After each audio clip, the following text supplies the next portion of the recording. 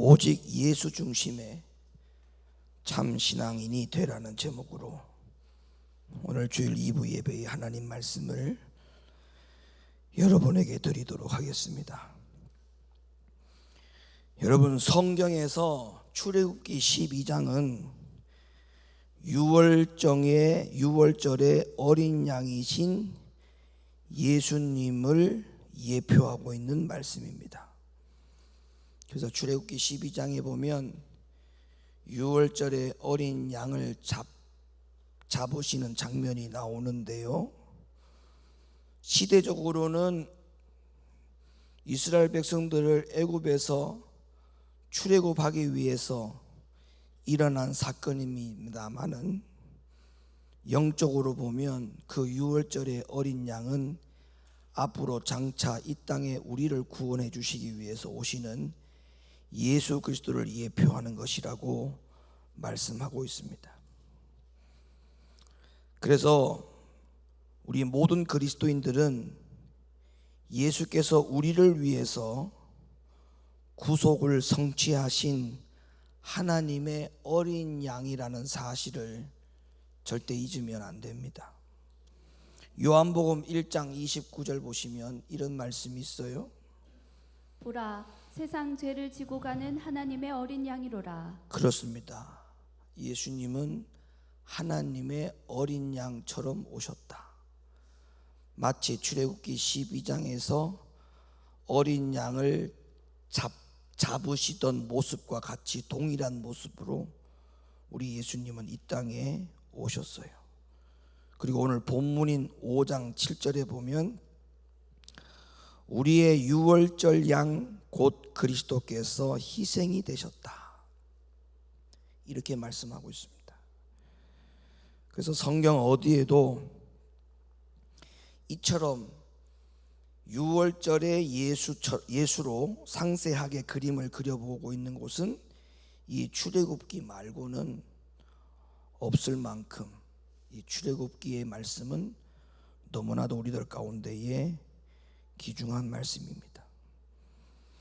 그래서 유월절의 어린 양이신 예수의 모습을 우리에게 보여주신 목적이 뭐냐 하면, 우리가 출애굽기 12장을 자세히 들여다보면 그 양을 잡는 것도 잡는 것이지만 그 양의 피를 바르는 것과 그리고 머리와 정강이와 내장까지도 다 불에서 구워서 먹어야 한다는 하나님의 말씀이 기록되어진 것을 보면 우리는 오직 예수 중심으로 살아야 한다는 것을 우리에게 말씀해 주고 있는 그러한 말씀입니다.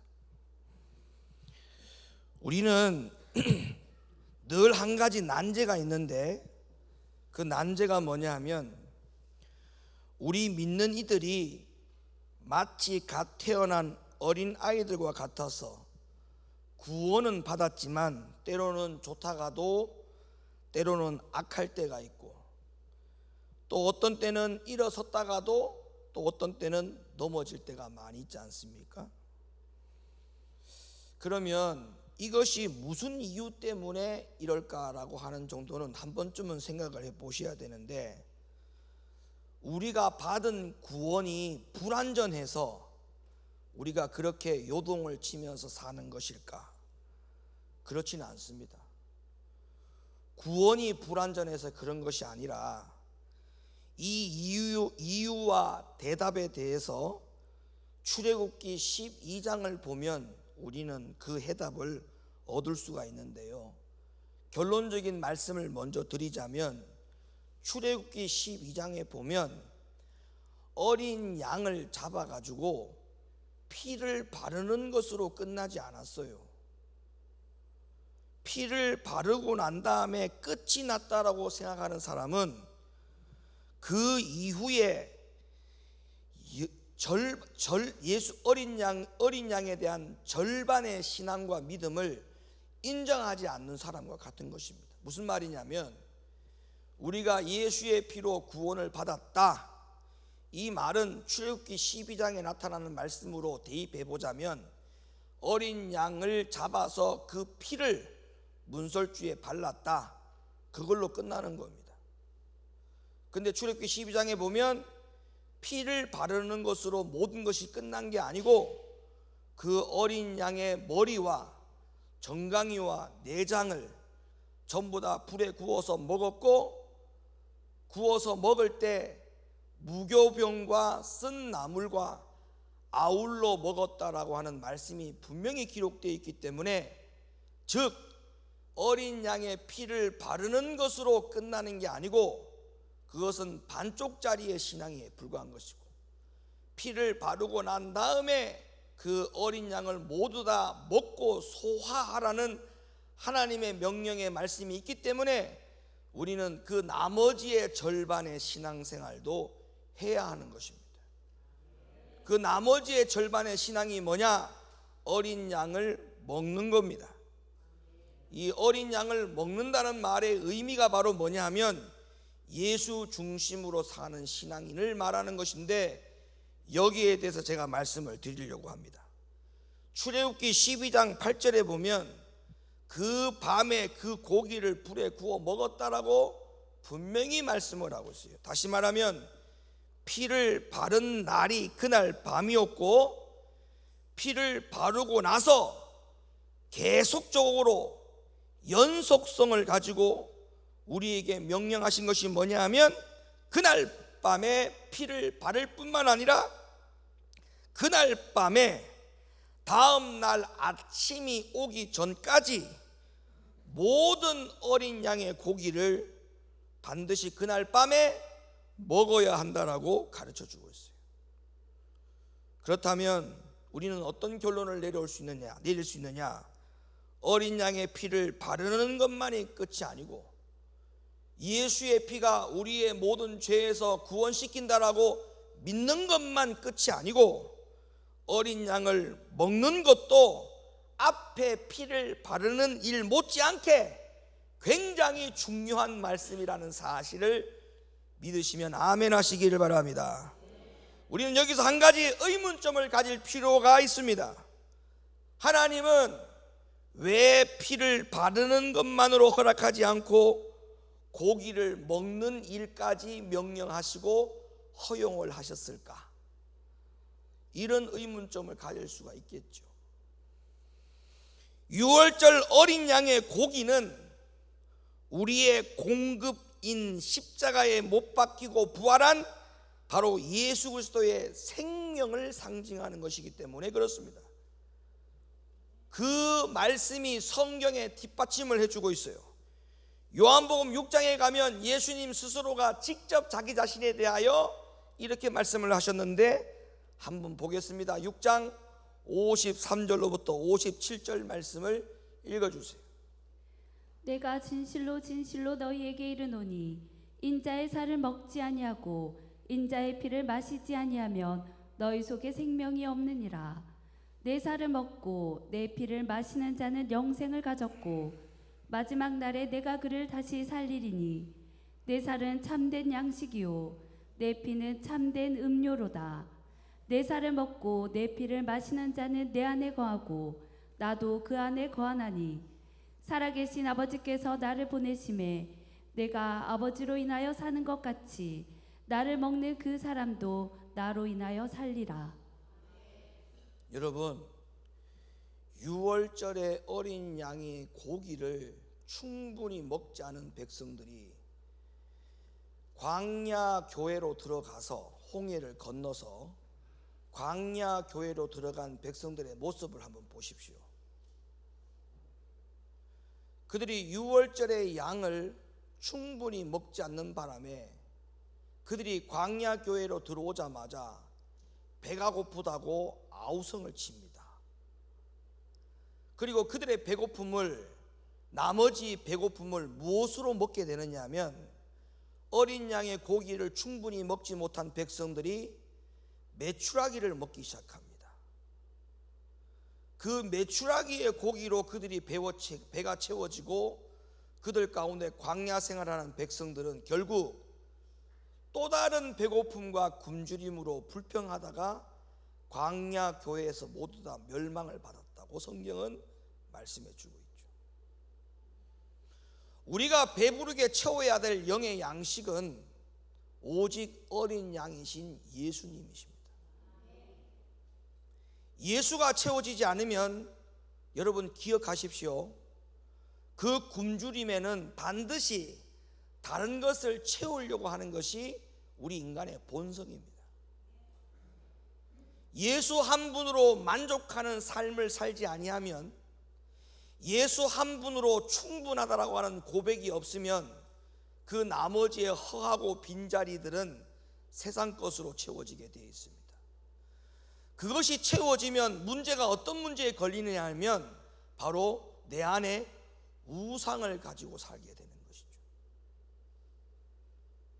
오늘날 우리는 예수님을, 어린 양이신 예수님을 우리 마음에 온전히, 우리 마음에 충분히 영접하지 않는 것이 바로 영적 배고픔입니다.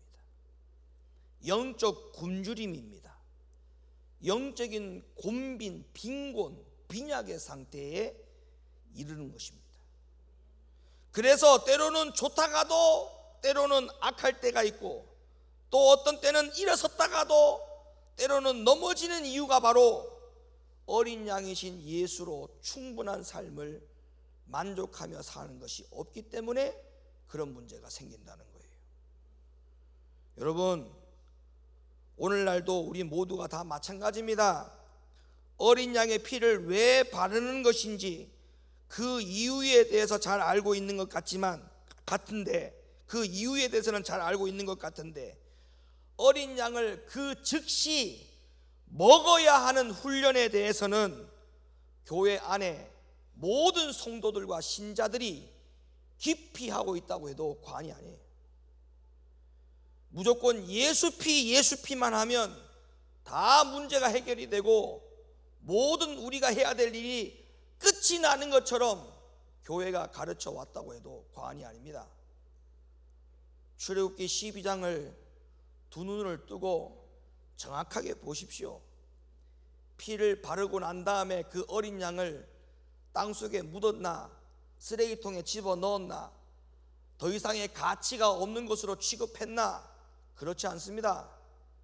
피를 바르고 난 다음에 그 어린 양 고기를 다 먹도록 명령하셨습니다. 예수 피만 외치지 말고 어린 양이신 예수를 내 안에 생명의 양식으로 충분히 배불리 먹고 채우는 그런 믿음 신앙생활을 하지 아니하면 우리는 광야 교회에서 영적인 굶주림을 해결하지 못해 메추라기를 주님 앞에 달라고 아우성치다가 결국에는 그 메추라기를 먹고 멸망받고 죽고 만다는 사실 명심해 주셨으면 좋겠습니다. 유월절 당시 이스라엘 백성들은 어린 양의 고기를 먹고서 다음날 아침 집을 나서야 했습니다. 왜 아침에 집을 나서야 됐었느냐? 이제 애굽을 나와서 직진 앞으로 어디로? 광야로 출발해야 되기 때문에 밤새도록 어린 양을 먹고 나서 고기를 구워 먹고 아침이 되면 모든 백성들이 다 같이 일어나서 광야로 향하여 전진해야 되는 시간이 오기 때문에 밤새도록 고기를 구워 먹어야만 했습니다.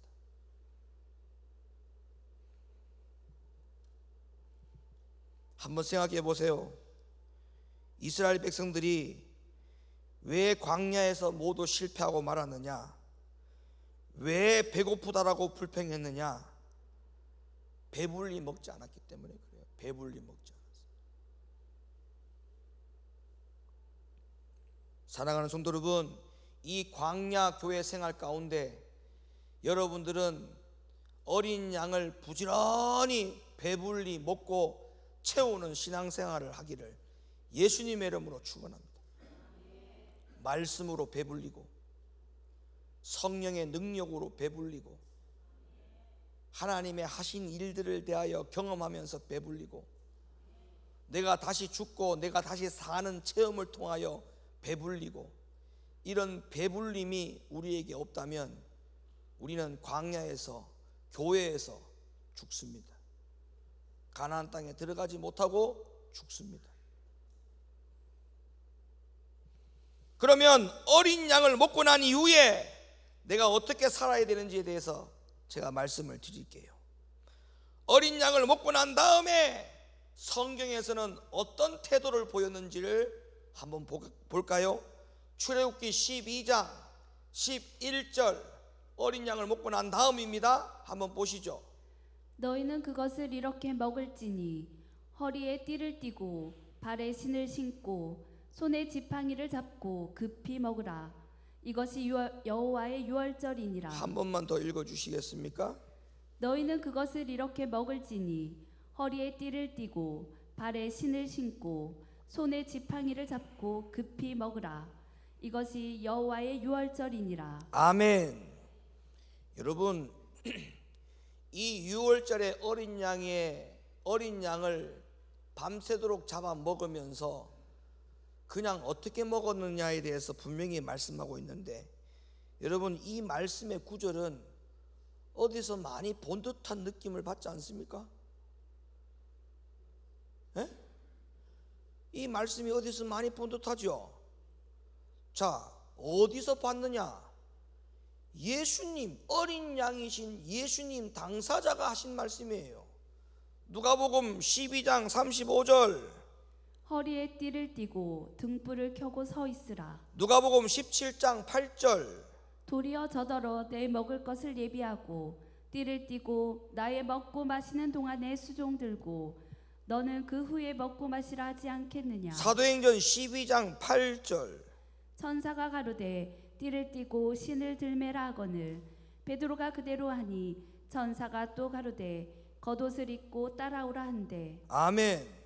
자, 왜 이렇게 어린 양을 급히 먹으면서 허리에 띠를 띠고 발에 신을 신고 손에 지팡이를 잡고 급히 먹으라고 했을까?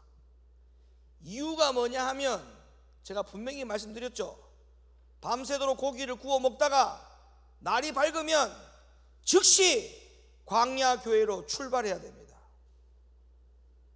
그러면 지금 허리에 띠를 띠고 발에 신을 신고 손에 지팡이를 잡고, 이것은 반드시 광야 교회 안에 들어가는 사람들이 해야 될 태도와 의복을 갖추는 것이죠. 맞습니까?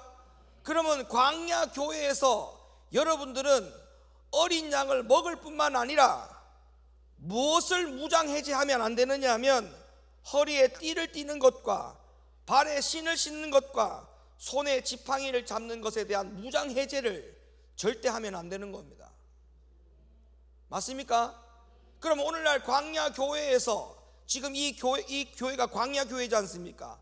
이 광야 교회에서 여러분들이 예수의 피만 외친다면 그 다음에 어린 양 고기를 먹는 일에 대해서도 외면, 허리에 띠를 띠고 신을 신고 지팡이를 잡는 것도 외면. 그래서 광야 생활을 하니까 광야 생활을 실패할 수밖에 없는 거예요. 다 실패하는 거예요. 전부 다 실패하는 거예요. 보혈 찬송만 부른다고요? 보혈의 기도만 한다고요? 광야 교회 다 실패해요. 광야 교회를 하는 당사자가 고기를 먹었어야 되고 허리에 띠를 띄어야 되고 복음의 신을 신어야 되고 지팡이를 잡았어야 돼요. 그걸 하지 않으면 이 광야 교회 생활에서는 모두 다 실패한다는 것입니다. 오늘날 허리를 띈다는 말은 언제든지 일을 할 준비 태세를 갖추라는 명령입니다. 오늘날 광야 교회에서 목표가 있다면 그 목표를 위해서 무슨 일을 하는 것이 목표가 되어야 됩니까? 광야 교회로 들어온 이상 우리의 목표는 계속해서 앞을 향하여 가는 가나안이 최종적인 목표가 돼야지, 다시 뒤를 돌아가는 애굽이 우리에게 목표가 될 수 없지 않습니까? 그러면 허리에 띠를 띠는다는 것은 어떤 일을 하기 위해서 허리에 띠를 띈다는 말인데, 그러면 광야 교회로 들어온 사람이 어떤 목적을 설정하고 어떤 일을 해야 되느냐 하면 무조건 하나님의 나라를 위하여, 천국을 위하여, 예비된 나라를 위하여, 또한 주님 맞을 준비를 위하여 항상 일을 할 수 있는 준비태세, 그걸 정확하게 표현하면 주 맞을 준비해야 한다, 이 말씀입니다. 따라합시다. 주 맞을 준비하자. 이 일을 하는 것이 광야 교회에서 해야 될 일이에요. 이 일을. 근데 오늘날의 교회의 성도들의 모습들을 보면 하나같이 예수의 피는 너무나 잘 알고 있어. 어린 양을 밤새도록 구워 먹는 일을 잘 하지 않습니다. 허리에 띠를 쫄라매고 영적 전쟁에서 군인이 되기 위한 전투 준비 태세를 갖추지 못한 채, 느슨한 채, 그냥 방치한 채 그냥 교회만 왔다 갔다 예배 참석만 하는 사람들이 너무나 많아요. 어린 양을 먹고 난 이후에 이스라엘 백성들은 바로 광야로 들어가야만 했어요. 그런데 그냥 아무런 대책이 없이 그냥 들어가면 안 됐습니다. 왜냐하면 광야는 시험을 치르는 곳이었습니다. 왜 광야의 길을 걷게 하신다고 했나요? 출애굽기 8장에 뭐라고 말했습니까? 이는 너를 낮추시며 너를 시험하사 네 마음이 어떠한지, 하나님의 명령을 지키는지 안 지키는지 알려 하심이라. 이 목적이 우리를 애굽에서 광야로 넣는 목적입니다. 이유입니다. 그렇다면 시험이 있는 곳입니다. 나를 낮추는 시험이 있는 곳이 광야 교회입니다. 그런데 허리를 쫄라매고 띠를 매지 않는다? 일할 준비가 안 돼 있다는 거예요.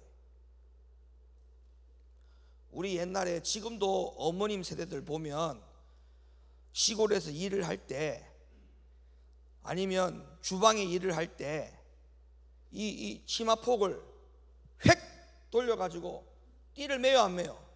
띠를 매죠. 그게 뭐예요? 일할 준비가 되어 있다 이 말이에요. 일할 준비가.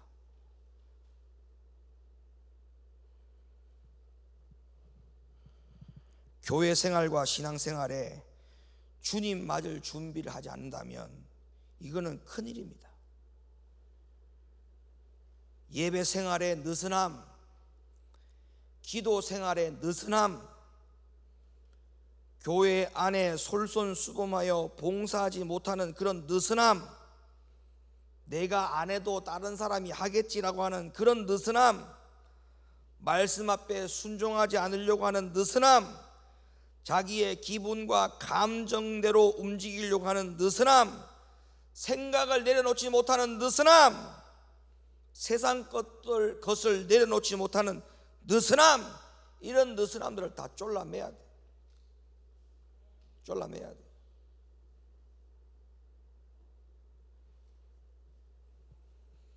발에 신을 신고 지팡이를 잡으라는 말씀이 나오는데, 신발과 지팡이는 광야 생활에서 반드시 필요한 필수품이 아니겠습니까? 우리에게 건네준 띠, 우리에게 건네준 신발, 우리에게 건네준 지팡이, 이 세 가지를 내려놓는다면 광야 생활은 실패하고 맙니다. 또 한 가지 중요한 사실이 뭔지 아십니까? 이스라엘 백성들이 광야에서 행하면서도 왜 여전히 애굽을 잊지 못했느냐? 그들은 예전에 바로가 애굽의 부추, 마늘, 각종의 식품들로 인해 가지고 그들에게 베풀었던 그 작은 호의들 때문에 잊지 못했던 거예요. 오늘날에도요, 교회가 생명이 있는 곳인데도 불구하고 교회를 옮기지 못하는 사람들이 많이 있어요. 그게 뭐 때문에? 작은 호의 베품에 딱 발목이 잡혀가지고 꼼짝달싹 못하는 거예요. 꼼짝달싹 못하는 거예요. 마치 이스라엘 백성들이 광야에 들어왔음에도 불구하고 애굽을 잊지 못했던 이유가 그 바로가 자기들에게 베풀어 줬던 그 작은 호의들, 그 호의들 때문에 내가 이 광야에서 모세와 함께 죽는 것보다 차라리 애굽으로 돌아가는 게 낫겠다, 이런 생각을 했던 거예요. 여러분, 우리의 신앙생활에 있어서 내가 지금 현재 그런 모든 것들을 다 청산하지 아니하고 예수 한 분으로 충분하다라고 하는, 어린 양으로 충분히 배불려 먹고 사는 이 신앙생활에 만족함이 없으면 절대 안 됩니다. 여러분들은 무슨 일을 하든 예수와 함께 무덤에서 부활한 몸으로 지금 뭔가를 한다라고 생각하시면 돼요. 그러면 부활한 몸으로 여러분들이 해야 될 일이 뭐냐? 이 어린 양을 먹는 거예요. 아멘입니까? 허리에 띠를 졸라매고 신을 신고 지팡이를 잡아야 돼요. 지팡이 역할이 뭡니까? 지팡이의 역할, 지팡이 역할이 두 가지죠. 살리는 거, 그 다음에 깨우치는 거. 맞죠? 지팡이 역할이 두 가지입니다. 살리는 역할과 깨우치는 역할. 자, 양들이 쭉 가죠. 양들이 간단 말이에요. 엉뚱한 길로 가. 그러면 그 길로 가만히 놔두면 그 양이 낭떠러지에 아니면 이리에 물려서 죽는단 말이에요. 그래서 이 영역에서 벗어나지 말라고 해서 목을 딱 걸어가지고 땡기잖아요. 이렇게. 땡겨요, 안 땡겨요? 그걸 깨닫게 하는 역할이죠. 살리는 역할이죠. 여러분들에게 지팡이가 손에 쥐어져 있을 때, 지팡이가 남편이 잘못된 길로 가도, 아내가 잘못된 길로 가도, 자식들이 잘못된 길로 가도 그걸 그냥 가만히 보고 있다든지, 아니면 아휴, 주님이 알아서 하겠지, 이렇게 하는 거는 손에 지팡이를 안 잡은 거예요. 손에 지팡이를 안 잡은 거예요. 끌어 당겨야 돼. 끌어 당겨야 돼. 끌어 당겨야 돼. 예수로 충분하게 만족하면서 합시다. 할렐루야. 다 합시다. 나는 예수 한 분으로 충분하다. 할렐루야.